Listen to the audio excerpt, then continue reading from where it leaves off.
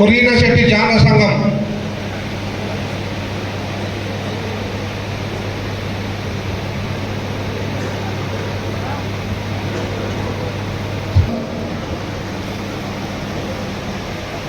మాల రాములు ఎంఆర్పిఎస్ కొత్తూరు, కమ్మరి రఘు విశ్వకర్మ మధూర్. ఉండి కొన్ని ఏదో తప్పులుంటే కూడా క్షమించాలి. ఈ రాజకీయ ఈ పెద్ద కార్యక్రమంలో ఎన్ని కూడా దుడుకులు ఉంటాయి. కావున మీరందరూ పెద్ద మనసుతో కష్టపడి గెలిపించినందుకు ధన్యవాదాలు తెలుపుతూ ఇంతటితో ముగిస్తున్నాను.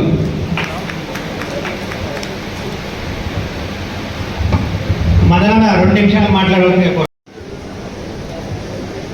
ఈ కృతజ్ఞత సభకు అధ్యక్షత వహించిన జిల్లా అధ్యక్షుడు శ్రీనివాసులు గారు, అదేవిధంగా పార్లమెంట్ ఇన్ఛార్జ్ అయినటువంటి కేవీఎన్ రాజు గారు, అదేవిధంగా కొడంగల్ నియోజకవర్గం ఇన్ఛార్జ్ అయినటువంటి రాజవర్ధన్ రెడ్డి గారు, అదేవిధంగా రాష్ట్ర కార్యవర్గ సభ్యులు ప్రతాప్ రెడ్డి గారు, ఇంకొక కార్యవర్గ సభ్యులు కొంచెం వచ్చిపోయినారు లావటి గారు, కన్వీనర్ నరసింహ గారు, అదేవిధంగా వేదిక ఉన్నటువంటి అందరి పేరు తీసుకొని చాలా టైం అవుతుంది, ఎవరేమనుకోదు దయచేసి. చాలా మంది పెద్దలు ఎట్లా ఉన్నారో కింద కూడా అట్లనే అంతమంది కార్యకర్తలు ఉన్నారు. ఈ ఎన్నికల్లో గెలవడానికి ఇక్కడ ఉన్న ప్రతి ఒక్కరు కూడా కృషి చేసినటువంటి ప్రతి కార్యకర్త ఉన్నారు. మీడియా మిత్రులు, వేదికమైనటువంటి పెద్దలకు, అన్నలకు, తమ్ములకు, అక్కలకు, చెల్లెలకు అందరికీ కూడా పేరు పేరున నా యొక్క నమస్కారాలు తెలియజేస్తా ఉన్నా. ఈ సభ ముఖ్యంగా మనం ఏర్పాటు చేసుకున్నటువంటి కారణం మొన్నటి పార్లమెంట్ ఎన్నికల్లో భారతీయ జనతా పార్టీ అభ్యర్థిగా పాలమూరు పార్లమెంట్ నుంచి పోటీ చేసినటువంటి నన్ను నరేంద్ర మోదీ గారి యొక్క ఆశీస్సులతో ఇక్కడ పోటీ చేసినటువంటి నన్ను మీ అందరూ కూడా నరేంద్ర మోదీ గారు మళ్ళీ ప్రధానమంత్రి కావాలని, దేశంలో ప్రధానమంత్రి మళ్ళీ మోదీ గారు ఉండాలని, ఈ దేశం యొక్క భద్రత, ఈ దేశం యొక్క రక్షణ, ఈ దేశం యొక్క అభివృద్ధి, ఈ దేశం యొక్క ఖ్యాతి నరేంద్ర మోదీ గారి వల్లనే మళ్ళీ దేశానికి ప్రపంచంలోనే మళ్ళీ భారతదేశం యొక్క కీర్తిని చాటడానికి ప్రతి ఒక్కరు కూడా ఈ గెలుపు కోసం ఓటేసినటువంటి ప్రతి ఓటరు మహాశయులకు, ఈ యొక్క ఎన్నికల్లో గెలుపు కోసం కృషి చేసినటువంటి ప్రతి భారతీయ జనతా పార్టీ కార్యకర్తకు, నాయకులకు, అదేవిధంగా ఈ ఎన్నికల్లో భారతీయ జనతా పార్టీ గెలవాలని పార్టీలకు అతీతంగా పనిచేసినటువంటి అనేక మంది విద్యావంతులకు, అదేవిధంగా ఎన్నికల్లో భారతీయ జనతా పార్టీలో చేరినటువంటి చాలా మంది టీఆర్ఎస్ పార్టీ నుంచి చేరిన అందరు ముఖ్యులకు అందరికీ, వేదిక మీద ఉన్నవాళ్ళు, ఇక్కడ లేనటువంటి వాళ్ళు, ప్రతి ఒక్కరికి కూడా, మీడియా మిత్రులకు అందరికీ కూడా శిరస్సు వంచిన ధన్యవాదాలు తెలియజేస్తా ఉన్నాను. అందరు మాట్లాడిన పెద్దలు చెప్పినట్టు పాలమూరు పార్లమెంట్ ఎన్నిక ఏ విధంగా జరిగిందో మీ అందరూ చూసింది. ఇక్కడ ముఖ్యమంత్రి గారే స్వయంగా నేనే నిలబడ్డానటువంటి విధంగా ప్రచారం చేసింది. ఆయననే ఇక్కడ పోటీ చేస్తున్నట్టు ప్రచారం చేసిండ్రు ఇక్కడ ఉన్నటువంటి ముఖ్యమంత్రి రేవంత్ రెడ్డి గారు.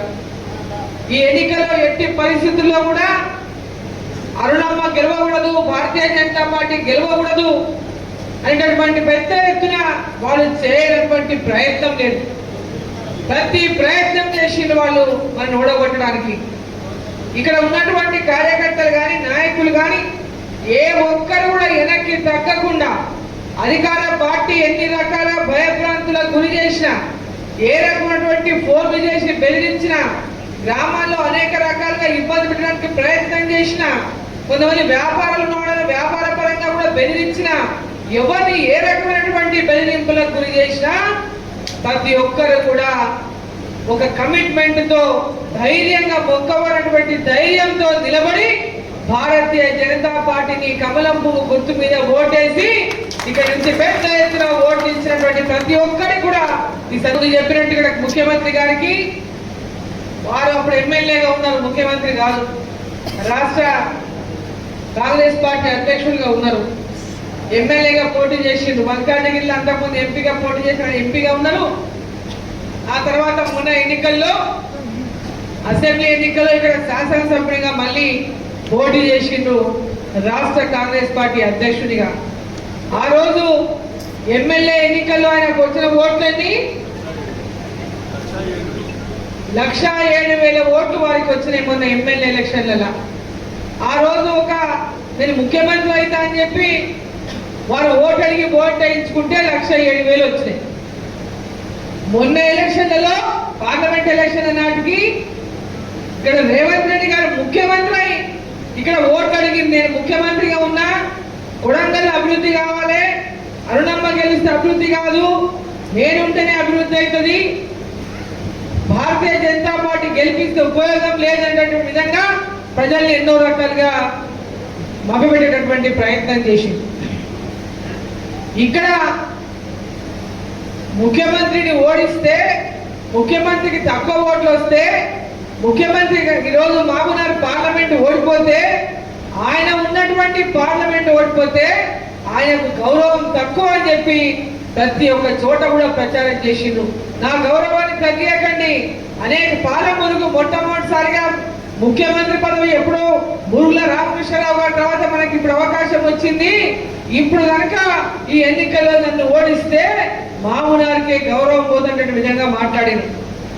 ఆయన ఒక్కటే గౌరవం కాదు, పాలమూరు దేశంలో ప్రధానమంత్రి నరేంద్ర మోదీ గారు ఉన్నారు, ఇక్కడ పార్లమెంటు సీటు కూడా గెలిపిస్తే పాలమూరుకు గౌరవం తగ్గుతుంది. భారతీయ జనతా పార్టీ నుంచి ఇక్కడి నుంచి కూడా పాలమూరు గొంతు పార్లమెంటులో వినిపించే అవకాశం కల్పించండి అంటే ప్రజలందరూ కూడా అవకాశాన్ని కల్పించి అభిమానించి ఆదరించిండు నరేంద్ర మోదీ గారి నాయకత్వంలో ఇక్కడ పార్లమెంటు సభ్యులుగా గెలవాలని.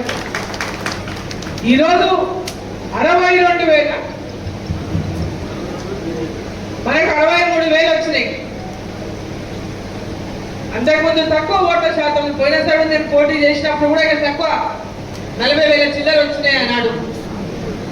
ఎమ్మెల్యే ఎలక్షన్లు వచ్చే వరకు ఎందుకు తక్కువ వస్తాయి అంటే మనం క్షేత్రస్థాయిలో బలంగా లేం కాబట్టి, గ్రామీణ ప్రాంతాల్లో భారతీయ జనతా పార్టీ బలంగా లేదు కాబట్టి, ఎప్పుడు ఇక్కడ అధికారంలో లేము కాబట్టి, గతంలో ఎప్పుడు కూడా భారతీయ జనతా పార్టీ రాష్ట్రంలో అధికారంలో లేదు, స్థానిక సంస్థల ఎన్నికల్లో పెద్ద ఎత్తున మన వాళ్ళకి అవకాశాలు రాలేదు. రూలింగ్ పార్టీ ఎవరు రూలింగ్ లో ఉంటే వాళ్ళకే స్థానిక సంస్థల్లో ఓట్లేసి మా పని కాదేమో, మమ్మల్ని ఇబ్బందులు పెడతారేమో, మమ్మల్ని ఎంఆర్ఓ ఆఫీస్ లో ఇబ్బంది అవుతుంది, పోలీస్ స్టేషన్ లో ఇబ్బంది అవుతుంది, కాబట్టి ఎవరు రూలింగ్ లో ఉంటే వాళ్ళకే ఓట్లు అనేటటువంటి ఒక అలవాటు గ్రామాల్లో పడిపోయింది. ఆ యొక్క లక్ష్యంతోనే ఎవరు రూలింగ్ లో ఉంటే వాళ్ళకి ఓట్లు వేస్తారు, ఎవరు రూలింగ్ లో ఉంటే వాళ్ళకి మొన్నటిదాకా కేసీఆర్ మందకాలం కేసీఆర్ ఓట్లు వేసింది. ఎప్పుడే కానీ ప్రజలు కోరుకోవాల్సింది బలమైనటువంటి ప్రతిపక్షాన్ని కోరుకోవాలి. గ్రామీణ ప్రాంతాల్లో మీకు పనులు జరగాలంటే కేంద్రంలో భారతీయ జనతా పార్టీ అధికారంలో ఉంది, ఇక్కడ పనులన్నీ గ్రామాల్లో జరగాలంటే రూలింగ్ పార్టీ కాంగ్రెస్ పార్టీని గట్టిగా ప్రశ్నించే గొంతు ఇక్కడ ఉండాల్సినటువంటి అవసరం ఉందని ప్రతి గ్రామీణ కార్యకర్త గుర్తించాల్సినటువంటి అవసరం ఉంది. స్థానిక సంస్థల్లో ఉన్నటువంటి అనేక సమస్యలు మీరు గొంతు విప్పితే తప్ప పరిష్కారం కావు. రూలింగ్ పార్టీ కాబట్టి వాళ్ళు చేసినా చేయకపోయినా మనం ఇట్లే భరిద్దాం, అడిగితే మనకు నష్టమవుతుంది, మనకు కష్టం అవుతుంది అంటే గ్రామాలు ఎప్పుడు కూడా అభివృద్ధికి నోచుకోవని చెప్పి సందర్భాన్ని నేను తెలియజేస్తా ఉన్నాను. ఈరోజు గ్రామీణ ప్రాంతాల్లో ఉన్నటువంటి ప్రతి గ్రామ పంచాయతీ కానీ, మండలం కానీ, జిల్లా పరిషత్ కానీ, మున్సిపాలిటీలు కానీ ప్రతి ఒక్కటి కూడా రేపు రాబోయేటటువంటి ఎన్నికల్లో భారతీయ జనతా పార్టీ కార్యకర్తలు క్షేత్రస్థాయిలో గట్టిగా ప్రజలకు విశ్వాసం కలిగించే విధంగా నరేంద్ర మోదీ గారి యొక్క పథకాలు, కేంద్ర ప్రభుత్వ పథకాలు ప్రతి ఒక్కరికి తెలియజేస్తూ గ్రామ గ్రామాన ఇంటింటికి తెలియజేసి ఆ పథకాల పట్ల అవగాహన కలిగించి ఆ పథకాలను అందజేసేటువంటి ప్రయత్నాన్ని మన కార్యకర్తలు భుజాన్ని ఎత్తుకొని గ్రామాల్లో పార్టీని బలోపేతం చేయాలని చెప్పి సందర్భంగా నేను కోరుతా ఉన్నా. ప్రతి పథకం కేంద్ర ప్రభుత్వం ద్వారా వస్తున్న పథకాల ద్వారానే ఇలా గ్రామాల్లో అభివృద్ధి జరుగుతుంది, పట్టణాల్లో అభివృద్ధి జరుగుతుంది, రాష్ట్రంలో అభివృద్ధి జరుగుతుంది. మరి అన్ని అంశాలపైన అవగాహన ఉన్న ప్రతి కార్యకర్త మనం సైలెంట్ గా ఉంటే, ప్రజల్లోకి వెళ్ళకపోతే ఎవరు జరుపుకుంటే వాళ్ళు చేసినట్టుగానే భావిస్తారు. కాబట్టి మన ప్రతి కార్యక్రమాన్ని, ప్రతి పథకాన్ని ప్రజలలోకి తీసుకెళ్లే విధంగా ప్రతి కార్యకర్త గ్రామాల్లో పనిచేయాల్సినటువంటి అవసరం ఉందని చెప్పి సందర్భంగా నేను తెలియజేస్తా ఉన్నా. బూత్ కమిటీలు కానీ, మండల కమిటీలు కానీ, ఏ మండలంలో ఆ మండలంలో గ్రామాల్లో ఉన్నటువంటి మన పార్టీ కార్యకర్తలు కేంద్ర ప్రభుత్వ పథకాలన్నింటినీ కూడా ప్రజల్లోకి తీసుకెళ్లాలని చెప్పి సందర్భంగా నేను కోరుతా ఉన్నా.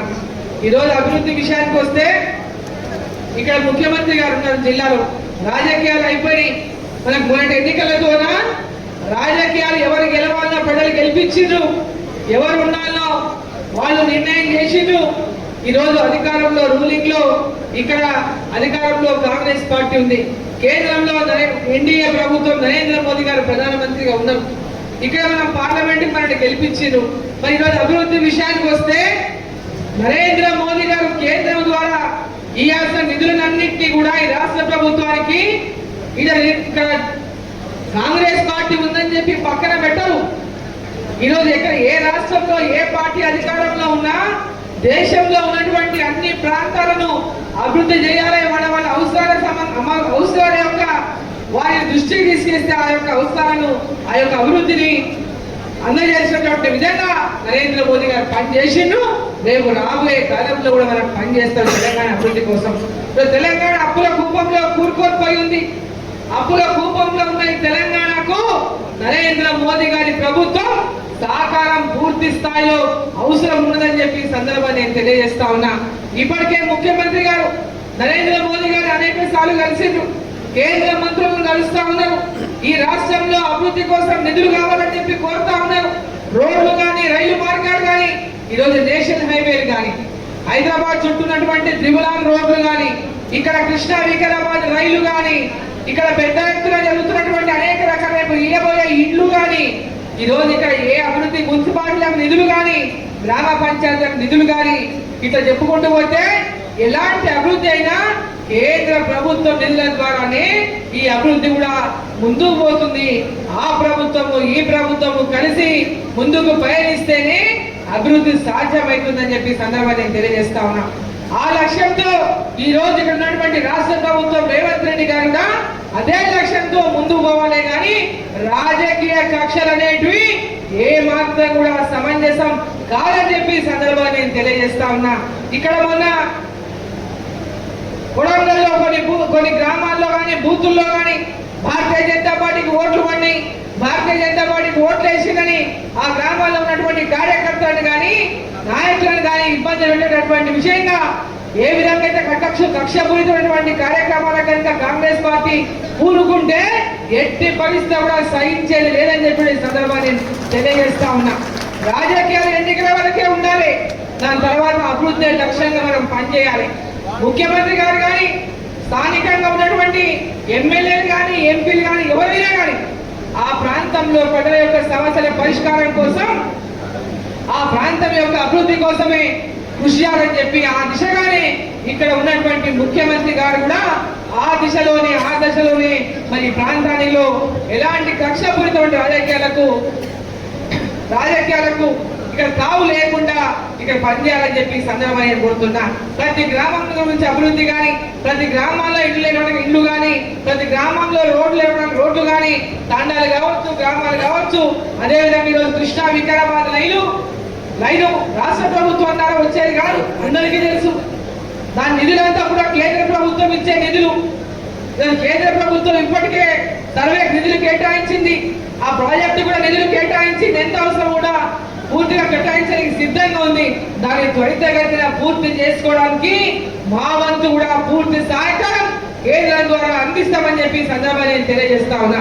కృష్ణా వికారాబాద్ లైన్ పూర్తి చేయడానికి మా వంతు కేంద్ర ప్రభుత్వం ద్వారా, నరేంద్ర మోదీ గారి ప్రభుత్వం ద్వారా దాన్ని త్వరగా పూర్తి చేసే విధంగా మా శాయశక్తుల కృషి చేస్తాం. దానికి రాష్ట్ర ప్రభుత్వం కూడా పూర్తి స్థాయిలో ఇక్కడ కోఆపరేట్ చేయాల్సినటువంటి అవసరం ఉందని చెప్పి నేను తెలియజేస్తా ఉన్నా.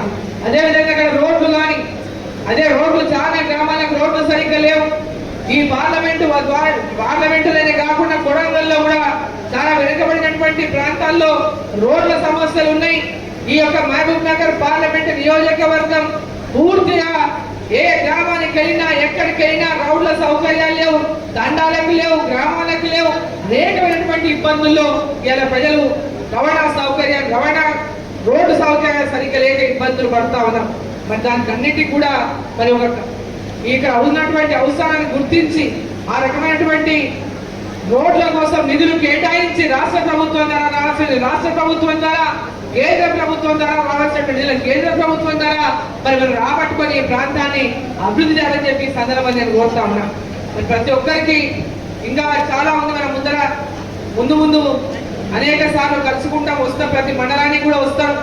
కొడంగల్ నియోజకవర్గానికి సంబంధించి ఇక్కడ ధన్యవాద సభ, కృతజ్ఞత సభ చెప్పడానికి మీ అందరినీ కలుసుకోవడానికి రావడం జరిగింది ఇవాళ.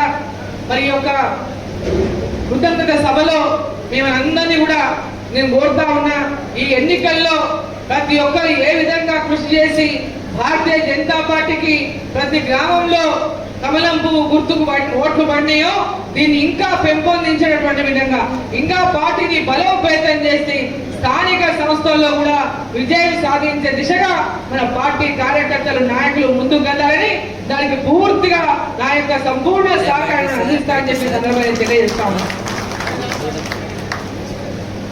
ఓటేసిన ఓటరు మహాశైలకు కార్యకర్తలకు మరోసారి నా యొక్క హృదయపూర్వకమైనటువంటి ధన్యవాదాలు కృతజ్ఞతలు తెలియజేసుకుంటూ, సమయం చాలా అయింది, చాలా మంది కాబట్టి నేను మళ్ళీ శాంతనగర్లో కూడా ఉంది, అక్కడ కూడా ఫోన్ల మీద ఫోన్లు కొడుతున్నారు.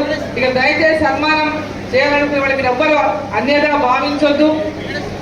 మరోసారి అందరి తరఫున ఒక సన్మానం ఇక్కడ చేయండి. కొడంగల్ తరఫున ఒక్కొక్కరు చేయాలంటే 3 గంటలు అయిపోదు. దయచేసి